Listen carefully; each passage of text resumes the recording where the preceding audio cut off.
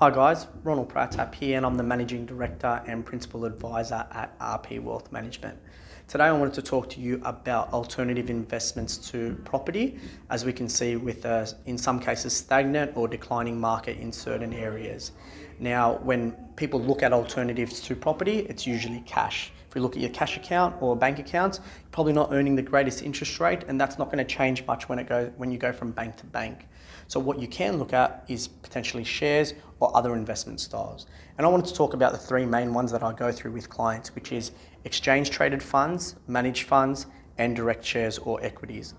Now, when you think about these investment styles, I guess in the back of your mind, you want to think about costs. So what are the costs to go into each investment? The ownership, what type of ownership do you get? Are you a unit holder, for example, in a managed fund, or are you directly holding the share or the exchange traded fund? And is that going to earn you, say, franking credits, for example, which you can also get in a managed fund that they pass through to you as the underlying assets are direct shares.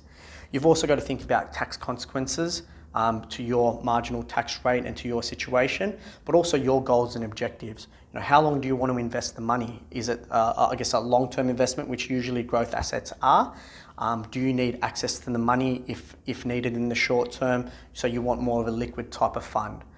Then you've also got to think about, I guess, the investment style. What sector do you want to invest in? What markets, whether it be international or Australian, whether you want emerging markets. So for example, not your American or Australian markets, but you want to go more into South America or Europe, for example, and into more of those smaller countries.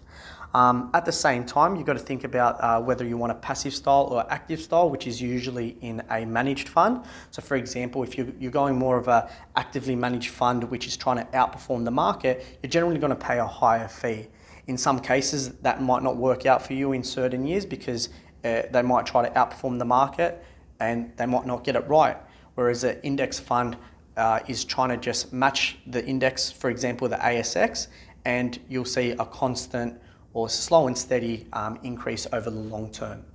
Now, also you've got to think about, I guess, what is right for you and what you're comfortable with.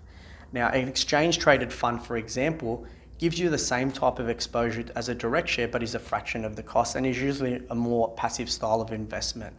If you're looking at, say, a managed fund, you're usually looking at dealing with a product provider or going onto a platform. So you've got to think about the fees that you're going to pay for the platform plus the fees that you're going to pay for the product. In some cases, if you've got a large amount, you can go deal directly with the investment manager as well. But always think about speaking to someone before you make that investment decision, because just like a property purchase, it's going to be a big purchase and you want to get it right, because the last thing you want to do is go into investment, realize you've gone into the wrong style, and at the same time you need that money and all of a sudden you're potentially taking it out as a loss. Now, always speak to a professional like myself, a financial advisor. You can speak to a stockbroker, you can speak to another financial expert, but I hope this gives you some guidance in terms of what investment options are available. As always, email us, give us a call, shoot us a private message. We're happy to help if you wanted to talk about your options a little bit more. That's Ronald Pratap, RP Wealth Management. Invest, protect, enjoy. Thanks, guys. The type of exposure and the type of goals and objectives that you want to set for yourself when investing. Why did I say that? Don't know. Low cost, well diversified portfolio of stocks, bonds and assets. And the key to understand it is I don't know what I'm talking about.